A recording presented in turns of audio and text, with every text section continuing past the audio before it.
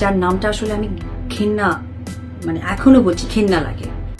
অশুভ নাম কেন মুখে না বুঝি। আমি সাকিব, আমরা যে একটু অপরপ্রান্ত হয়ে কথা বলতেছি, এটা তো পচা আলুর কারণেই। দর্শক, এবার আবারও নায়িকা অপু বিশ্বাস বুবলিকে চরমভাবে অপমান করে কথা বললেন। দর্শক, বিস্তারিত জানতে পুরো ভিডিওটি দেখতে থাকুন। অপু বিশ্বাস ও স্বপ্ন বুবলি কেউ কাউকে দেখতে পারে না, প্রায় একে অপরকে আক্রমণ করে কথা বলে হন সংবাদের শিরোনাম। এবার আবারও একটি গণমাধ্যমের সঙ্গে ঈদ আড্ডায় কথা বলছিলেন অপু বিশ্বাস বুবলিকে নিয়ে। তিনি বলেন, নামটা মুখে এনে ঈদের উৎসবটাই মাটি করতে চাই না। ঈদের এই আনন্দের সময় এই নাম নিবই না। আমি তার প্রসঙ্গে কিছুই বলতে চাই না। অপু বিশ্বাস বলেন, আমি এক অনুষ্ঠানে ওই মানুষটাকে পচা আলু বলেছি। তার যোগ্যতা নেই যে আমি তাকে নিয়ে কিছু বলবো। যার যোগ্যতা নেই তাকে নিয়ে কথা বলার যুক্তি নেই। এই চিত্রনায়িকা বলেন, ওনার মাথায় সমস্যা আছে, চিকিৎসা করা দরকার। উনি গেমে অংশ নিতে গিয়ে ফেইলুর খেলোয়াড় হয়ে গেছেন। উনি আসলে বোঝেন না কি বলা উচিত, কি বলা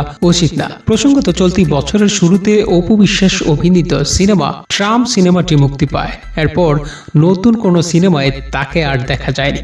অপরদিকে এবারের ঈদে বুবলি অভিনীত রিভেঞ্জ সিনেমাটি মুক্তি পেয়েছে। তবে বুবলি এই মুহূর্তে বেশ কিছু ছবিতে অভিনয় করে যাচ্ছেন। বাংলাদেশে এই মুহূর্তে দাপটের সঙ্গে তিনি অভিনয় করতে যাচ্ছেন।